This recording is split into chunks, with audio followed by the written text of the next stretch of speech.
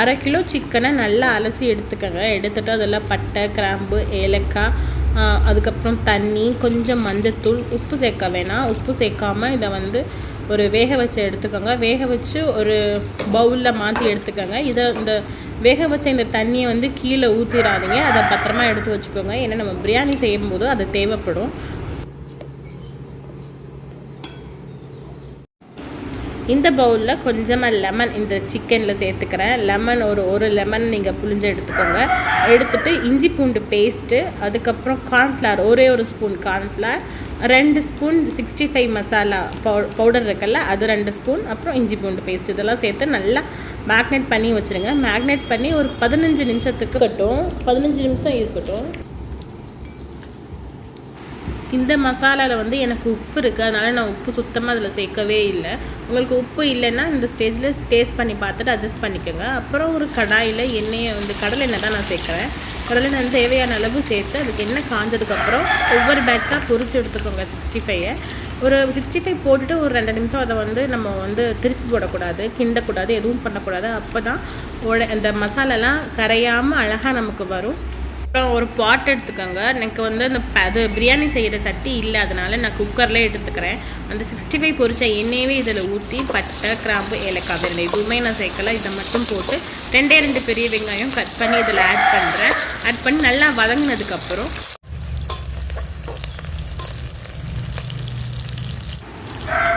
நல்லா வதங்கினதுக்கப்புறமே நான் ஒரு கையளவு புதினா மட்டும்தான் ஆட் பண்ணுறேன். அதையும் இந்த எண்ணெயிலே சேர்த்து நல்லா ஃப்ரை பண்ணிக்கோங்க.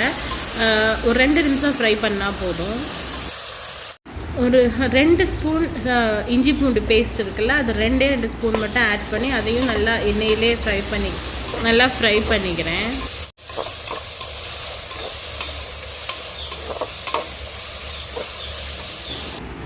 சிம்மில் வச்சுட்டு அடி பிடிக்காமல் அதை கிண்டிகிட்டே இருங்க. அதுக்கப்புறம் நான் ஒரு ஸ்பூன் காஷ்மீரி மிளகாய் தூள் சேர்த்துக்கிறேன். அந்த எண்ணெயிலே சேர்த்து ஃப்ரை பண்ணி எடுத்துக்கோங்க.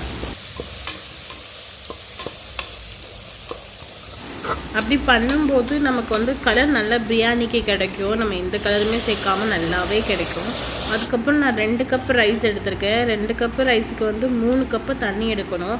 எனக்கு 2 கப்பு அந்த ஸ்டாக் இருந்தது, அந்த தண்ணி இருக்குல்ல, வேக வச்ச தண்ணி, அந்த தண்ணி. அதுக்கப்புறம் ஒரு கப்பு மட்டும் தண்ணி ஊற்றிக்கிட்டு இதுக்கு தேவையான அளவு பிரியாணி ரைஸ்க்கு தேவையான அளவு உப்பு சேர்த்து நல்லா கொதிக்க விடுங்க. கொதித்ததுக்கப்புறம் நம்ம ரைஸை வந்து வடிகட்டி சேர்த்துற வேண்டியதான். சேர்த்துட்டு மூடி போட்டு அந்த தண்ணியெல்லாம் வற்றி சரிசமமாக வரணும். நம்ம வெயிட் பண்ணணும். கொஞ்சம் சிம்மில் வச்சே, மீடியமான ஃப்ளேமில் வச்சே இதை பண்ணணும். ஹை ஃப்ளேமில் வைக்கக்கூடாது, வச்சோம்னா அடி பிடிச்சிரும். நம்ம 65ம் இப்போ ரெடியாக இருக்குது. ரைஸ் பார்த்திங்கன்னா தண்ணி இல்லாமல் எல்லாம் சரிசமமாக வந்தாச்சு, ரைஸும் தண்ணியும். இந்த ஸ்டேஜில் லைட்டாக மெதுவாக ஒரே தடவை கிண்டிட்டு நம்ம அதை சமப்படுத்திட்டு அதுக்கு மேலே வந்து இந்த பொரிச்சு வச்சுருக்கோம்ல 65, அதை ஒவ்வொன்றா நம்ம அதில் சேர்த்து வைக்கணும்.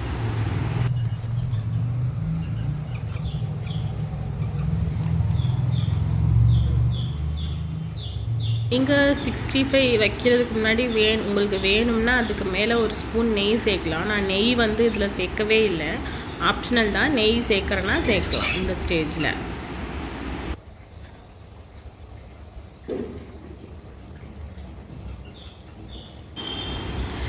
எல்லாம் வச்சதுக்கப்புறம் குக்கரை போட்டு மூடி, நான் விசில் கூட வைக்கலை, மீடியம் ஃப்ளேமில் ஒரு 15லேருந்து 20 நிமிஷம் தான் வச்சுருந்தேன். விசில் எதுவுமே வைக்கலை. என்கிட்ட பிரியாணி பாட் இல்லாததுனால நான் இந்த இதில் வச்சேன். நீங்களும் இதே மாதிரி பண்ணிங்கன்னா சூப்பரான 65 பிரியாணி ரெடி ஆயிரும். இதை கண்டிப்பாக ட்ரை பண்ணுங்கள். பிடிச்சிருந்தா லைக் பண்ணுங்கள், சப்ஸ்கிரைப் பண்ணுங்கள். பாய்.